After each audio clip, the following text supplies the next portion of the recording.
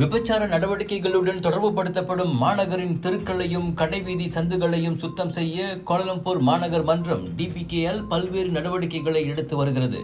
அங்கு இளம் தொழில் முனைவோரால் நடத்தப்படும் கேஃபே, சிற்றுண்டி சாலைகள், உணவுக் கடைகள் மற்றும் கேலரி, கலைக்காட்சி கூடங்கள் போன்றவற்றை திறந்து அப்பகுதிகளை அழகுபடுத்துவதும் அவற்றில் அடங்கும்.